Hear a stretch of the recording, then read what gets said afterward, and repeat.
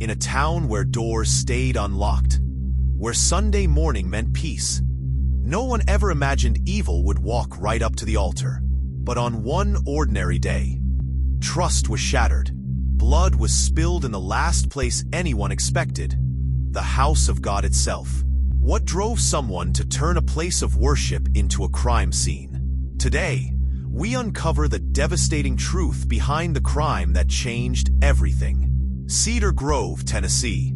Population: 4,812. One grocery store, one gas station, 3 churches, and at the center of it all stood Cedar Grove Baptist, a whitewashed wooden building framed by towering oaks and weeping willows.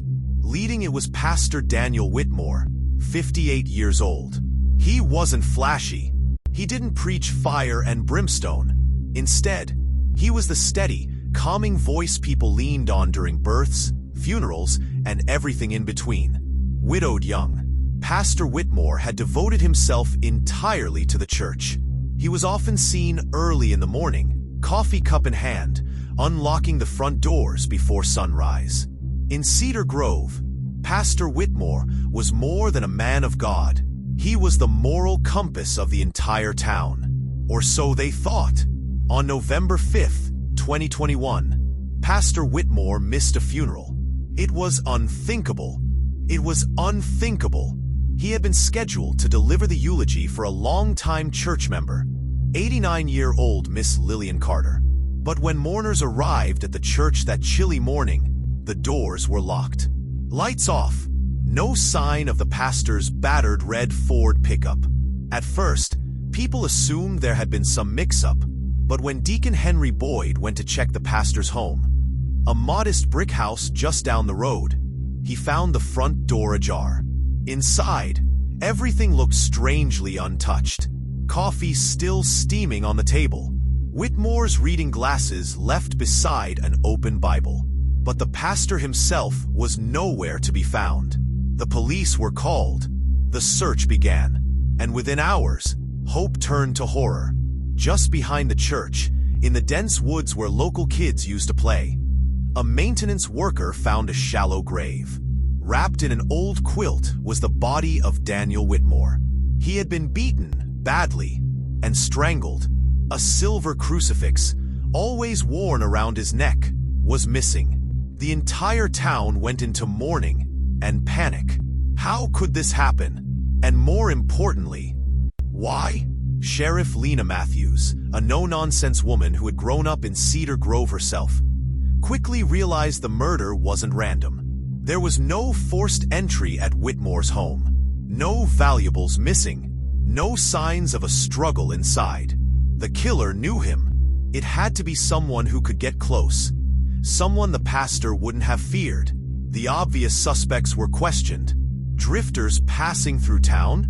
A homeless man spotted near the woods? But nothing fit. Then a break came. Hidden inside Pastor Whitmore's own study.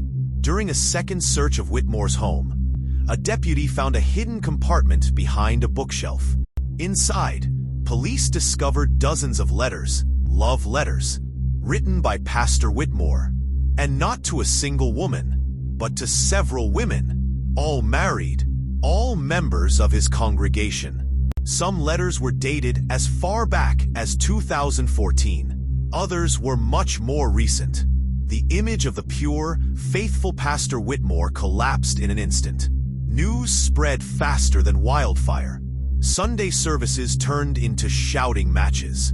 Families who had prayed side by side for decades stopped speaking. Everyone had theories. A jealous husband? A spurned lover? Someone trying to protect the pastor's secret? The town no longer trusted itself. People began locking their doors. Gossip became its own kind of violence. The investigation narrowed to 3 main suspects. Mark Ellison, husband of church secretary Sarah Ellison. Mark had recently confronted Pastor Whitmore in the parking lot after an inappropriate text surfaced. Deacon Henry Boyd, longtime friend of the pastor, whose own wife had left him suddenly 6 months earlier. Some said she had been counseled too often by Whitmore.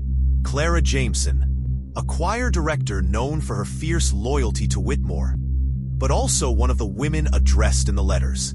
Each had motive, each had opportunity, but no hard evidence. Until they found the crucifix.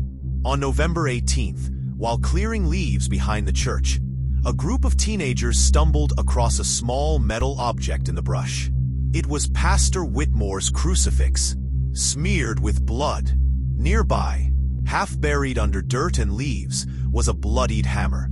Fingerprints were pulled. They matched Mark Ellison. Faced with the evidence, Mark Ellison broke down. His voice shaking, he admitted everything. 2 months earlier, he had discovered text messages between his wife and Pastor Whitmore. Messages far beyond spiritual guidance. He confronted Sarah, who admitted to an affair.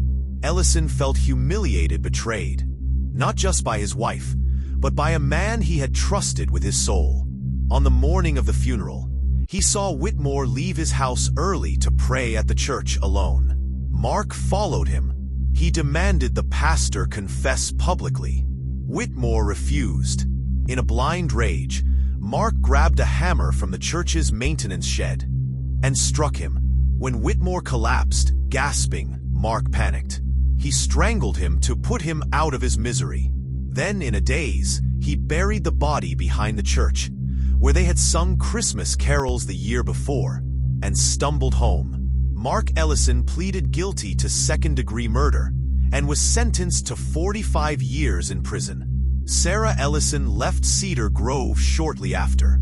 Pastor Whitmore was given a small, quiet funeral, attended by only a handful of townspeople. Cedar Grove Baptist Church stood empty for months. Even after reopening under new leadership, attendance never returned to what it once was. The town itself bears scars you can't see from the outside. Mistrust, shame, a lingering sadness that seeps into the soil. Shadows over Cedar Grove is a story about betrayal. Not just the betrayal of marriage vows or sacred trusts, but the betrayal of a whole community's faith in goodness itself. In a world where we crave certainty, the loss of it can feel like death. And sometimes, the gravest crimes happen in the places we are told to feel the safest. Under steeples, behind pulpits, in the houses of God.